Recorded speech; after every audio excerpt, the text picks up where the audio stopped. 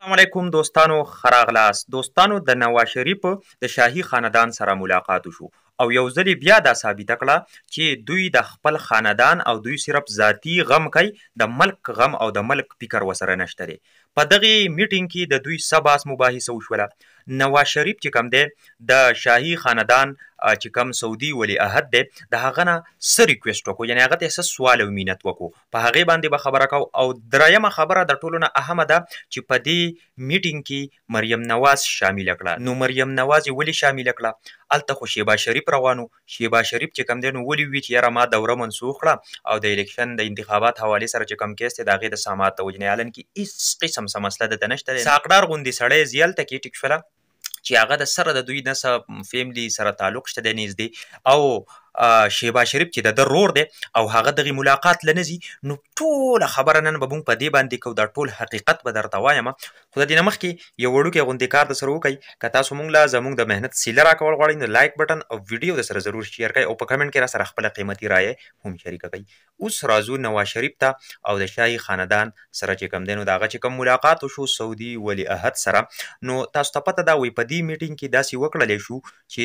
باقاعده غټ غټ چینلو چې کوم دی نو دا خبره سکله ریکارډ کا په دنیا نیوز باندې باقاعده چلیږي چې نواز شریف بالکل د ملک د مفاداتو حوالې سره هیڅ قسمه څه گفتگو نه ده کړې په دې کې بلکې د انارو ریکویسټ یې ورته وکړو چې یار په ما باندې کیسونه ختم کوو چې زه پاکستان ته لاړ شم یعنې د سعودي اسټبلیشمنټ چې کوم دی نو دوی همیشه استعمال کړی هم دی استعمالوي هم نو د دغې ریکویسټ یې ورته وکړو چې بهي زما ذاتي کارونه وکړه او دا ډیر لازمي دي حالن کې دا هغه خلک دی چې دوی په سکرین باندې چغې وایي چې یاره مونږ د ملک دپاره دا کوو مونږ د ملک دپاره دا کوو خو نه دا خبره بالکل دروغ ده یو ځل بیا دوی ثابته کړه چې دوی صرف په خپلو مفاداتو ورپسې دي دوی صرف په خپل اقتدار ورپسې دي چې بس دوی ته اقتدار میلاو شي که دوی ته اقتدار میلاو شو جو پاکستان شته که اقتدار ورته میلاو نشته نو په پاکستان دی خدای ګولۍ راواچوي نو باقاعده وایي دغه ریکویسټ یې ورته وکړو چې بهي خیر دی تاسو زموږ سره هیلپ وکئ مدد وکئ او ما دوباره راولئ او زه چې کوم دی په ما دا کیسونه ختم کړئ حالن کې هېڅ قسم د ملک حوالې سره څه خبره نه ده کړې دې نه پس بیا سعودي عرب چې کوم دی یو گرین سیګنل هم ورکړو چې د 2 اربو پورې کېدی شي چې مونږ امداد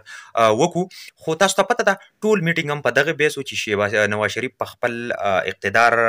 د بچاو دپاره تللی او بل تاسو ته پته ده چې اوس د ټولو نه اهمه خبره پکې دا ده چې مریم نواز ولې په دې میټینګ کې شامله شو شهباز شریف پاتې شو ټیک شوله نو مریم نواز تاسو ته پته ده نواز شریف نه غواړي چې شهباز شریف زمانه مستقل طور دا کرسۍ قبضه کړي نو اوس یې ویل چې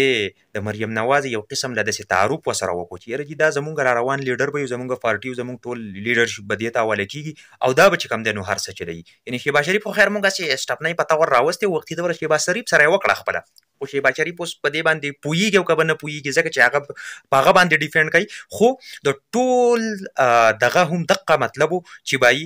مریم نواز یې ورته مخې ته پیش کړه چې بهي بس دا زمونږ لیډره ده او د هغې تعارف یې ورسره وکړو نور هېڅ قسم څه غرض یې نه و شهباز شریف ته ځکه وي چې ته پاتې شه د الله بنده دا خو بس ته مونږ چېرته په چانس کې دې ځل له ورخېجولی وي نور خو هغه نواز شریف تا ته پته د اقتدار چاته نه پرېږدي د اسحاق ډار غوندې سړی د ویډیو په ذریعه باندې دغه نه پیغام چې یاره جي صرف 10 روپۍ چې کوم دی نو پټرول ګران شو او دا داسې خلک دی چې هلته کې لاړ شي او دغه ځایږي نه دا قسم حرکات او سکنات کوي نو ملګرو دغه ټول ګیم او دا ټوله قصه وه چې ملګرو تاسو د دې میټینګ حوالې سره څه وایي نو تاسو راسره هم خپله قیمتي رایه په کمنټ کې ضرور شریکه کوئ په اخره کې خپل ورور شهید اقبال له اجازت ورکوئ د لوی الله په امان